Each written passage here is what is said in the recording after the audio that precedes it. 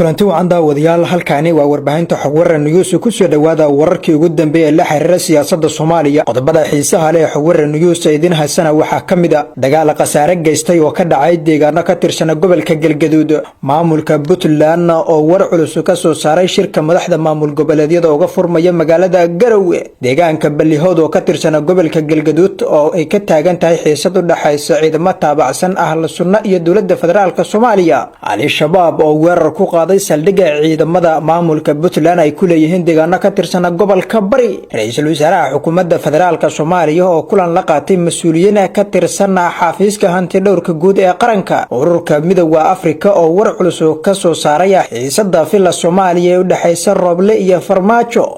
shirka amniga qaranka ee uu ku baaqay madaxweynaha madaxweyneedkiisu dhamaaday Maxamed Cabdullaahi Farmaajo oo ka furmilay magaalada Muqdisho oo baaqday qodobadan iyo kuwa kale oo xiiso leh ayaad ku daawan doontaan wararka warbaahinta xog waran news fadlan daawadayaal hadii ay tahay markii ugu horeysay oo soo booqataan page-ka iyo channel-ka warbaahinta xog waran news like iyo subscribe noo saaraysi aad ula socotaan wararka iyo barnaamijyada xiisaha leh ee mar walba halkan aan soo gelin dagaal qasaare geystay oo u dhaxeeya laba maleeshiyo beelood oo wada deegaano ka tirsan maamulka Galmudug ayaa maantay ka dhacay deegaanka Xananbuure ee gobolka Galgaduud dagaalkan ayaa yimid ka gadaal markii qof shacab ah la sheegay in lagu dilay bartamaha deegaanka Xananbuure oo ku yaala gobolka Galgaduud dagaalka oo labada dhinac muddo saacadaha u dhaxeeyay ayaa waxa uu geystay qasaare kala duwan oo isugu jira dhimasho iyo dhaawac waxaana wararka ay sheegayaan in ilaa haatan aysan jirin mas'uuliyiin oo ku baxay kala qaboojinta xiisadan u dhaxaysa labada beelood dadka dagaalamaya ayaa la sheegayaa inay ka soo kala jeedaan magaalooyinka Cadaado iyo Dhuusamareeb ilaa haatan si rasmi ah loo moogan qasaaraha rasmiga ah ee ka dhashay dagaalka u dhaxeeya labada maleeshiyo beelood ee ka dhacay deegaanka Xananbuure ee gobolka Galgaduud waxaana dagaalkan uu ku soo aadayaa xilli deegaanka Ballihood oo ka tirsan isla gobolka Galgaduud ee maamulka Galmudug ay ka taagan tahay sida wararku sheegayaan xiisad dagaal oo u dhaxaysa ciidamada taabacsan maamulka ahla sunna wal jamaaca horey looga saaray magaalada Dhuusamareeb oo dib ugu soo laba kacleeyay deegaanada maamulka Galmudug isla markaana fariisino ka samaystay magaalada Huurshe ee ku taala waqooyiga gobolka Galgaduud ayaa la soo warinaya in halkaas ay ka taagan tahay waxaana xalay ka dhacay deegaanka Ballihood iska horimaad u dhaxeeya ciidamo ka tirsan militariga Soomaaliya gaar ahaan qaybta 12aad ee ku sugan deegaanada maamulka Galmudug iyo ciidamo taabacsan oo ururka ahla sunna wal jamaaca madaxweynaha maamulka Galmudug Axmed Cabdi Kaariye Qorqor ayaa xilligaani waxa isha lagu hayaa tilaabada cad uu qaadi doono waxaana badi deegaanada maamulka Galmudug ka taagan xiisado colaadeed kuwaas oo u dhaxeeya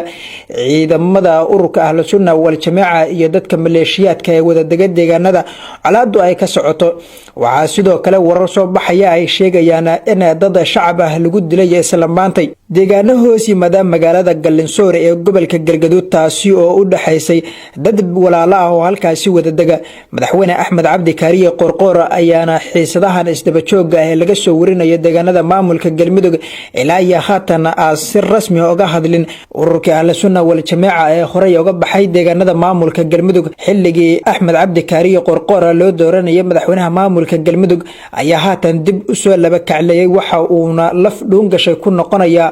Axmed Cabdi Kaariye Qorqor oo xilligan ku sugan magaalada Muqdisho isla markaana doonaya in uu ka qayb qaato xal u helidda xaaladda siyaasadeed ee ka taagan filla Soomaaliya taasi oo ka dhalatay kiiska Igraan Tahliil Faarax mashquulka dhanka siyaasadda ee Axmed Cabdi Kaariye Qorqor ayaa waxa la sheegay in ay uga faa'iideysanayaan ururka ahla sunna wal jamaaca isla markaana Axmed Cabdi Kaariye Qorqor ayaa dhawaana waxa uu doonaya in uu safar ugu ambabaxo magaalada Dhuusamareeb ee caasimadda maamulka Galmudug waxaana soo wajahay walaac aad u xoogan magac daawadayaal wali waxaad nagala socotaan warbaahinta xog waran news wasiirka arrimaha gudaha dawlad goboleedka maamulka Puntland Maxamed Cabdiraxmaan Dhamancad ayaa waxa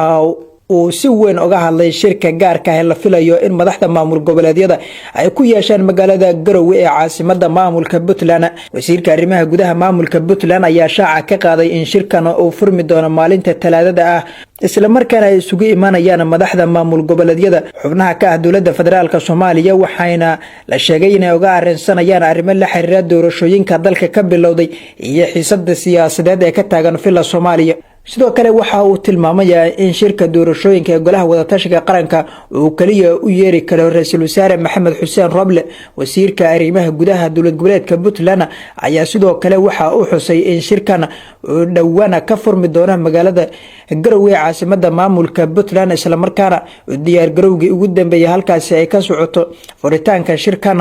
oo isha lagu wada hayo ayaa waxa uu ku soo aadayaa xilli dalka ay ka taagan tahay xiisada u dhaxaysa madaxweynaha waqtigiisu dhamaaday Maxamed Cabdullaahi Farmaajo iyo ra'iisul wasaare Maxamed Xuseen Roble. hagaag daawadayaal weli waxaad naga daawanaysaan warbaahinta Xawara News.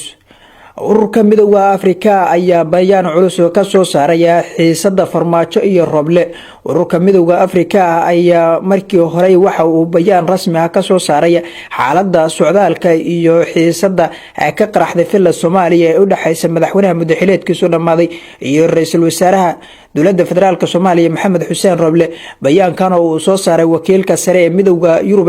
ee siyaasadda arrimaha dibadda iyo amniga ayaa waxa lagu baaqay madaxda Soomaaliyada in ay isxakameeyaan ayna ilaaliyaan xasiloonida guud ee dalka.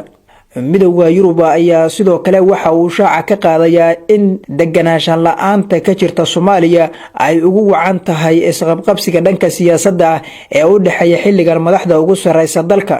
waxa uuna sheegeen in mustaqbalka siyaasadeed ee Soomaaliya xilligan uu u muuqdo mid sii xumaanaya, isla markaana meel halis ah uu ku dambeyn doono. sidoo kale qoraalkan ayaa waxa lagu sheegayaa in loo baahan yahay in aanan la hakin geedi socodka doorashooyinka dalka iyadoo la raacayo jadwalkii hore ee lagu heshiiyey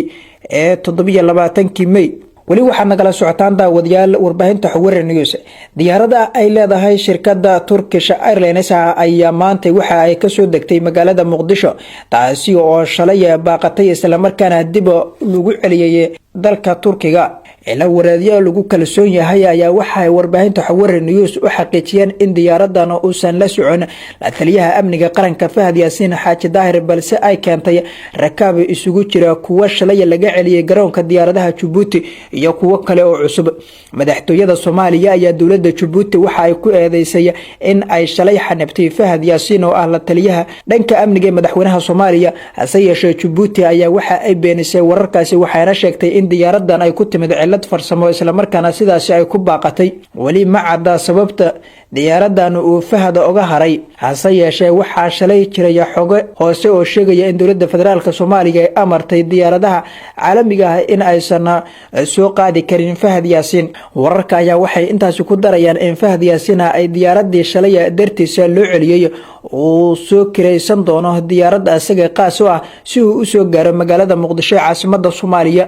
arrimahan ayaa ku soo aadaya iyadoo haatan xiisada ka taagan filla Soomaaliya ay sii xoogeysanayso, taasi oo ka dhalatay kiiska Ikraan Tahliil Farax. Fahad Yaasiin ayaa qorshihiisa waxa uu yahay inuu magaalada Muqdisho uga qayb galo shirka golaha amniga qaranka ee uu cilaamiyay madaxweynaha madaxweyneedkiisu dhamaaday Maxamed Cabdullaahi Farmaajo si uu u soo bandhigo warbixin la xiriirta kiiska dilka Ikraan Tahliil. shalay ay ahayd markii diyaaradda siday Fahad Yaasiin ay ka noqotay wadanka Djibouti, iyadoo filla Soomaaliya ay dowladda Djibouti ku eedeysay in ay xanibtay Fahad Yaasiin, walow wasiiro ka tirsan dowladda Djibouti oo ka hadlay dhacdadaasi ay iska fogeeyeen eedeymaha loo soo jeediyay. hagaag daawadayaal waxaad daawanaysaan wararka warbaahinta Xawara News. ra'iisul wasaaraha xukuumadda federaalka Soomaaliya Maxamed Xuseen Roble ayaa shir gudoomiyay shirka tiirka dhaqaalaha ee xafiiska hanti dhowrka guud ee qaranka uu soo bandhigay xogta dhaqaalaha mashaariicda horumarineed ee dalka, halka wasaaradda qorsheyntuna ay soo jeedisay nidaamka kaydinta mashruucyada kala duwan ee dalka laga fuliyay. kulankana ayaa waxa ka qayb galaya wasiiro ka tirsan xukuumadda federaalka Soomaaliya iyo la taliyayaal sare. wasaaradda qorsheynta Soomaaliya ayaa dhankeeda waxa ay soo bandhigtay nidaamkeeda kaydka mashruucyada. ra'iisul wasaare Maxamed Xuseen Roble ayaa faray dhammaan hay'adaha kala duwan in ay fuliyaan qorshaha qaranka iyo horumarintiisa. wadahan daawadayaal wararkaad kala socoteen warbaahinta Xawara News waa naga intaas. fadlan daawada hadii ay tahay markii kugu horeysay oo soo booqato page-ka iyo channelka warbaahinta Xawara News, like iyo subscribe noo saar si aad ula socotaan wararka iyo barnaamijyada xiisaha leh ee halkan aan soo galeyna mar walba. mahadsanidin.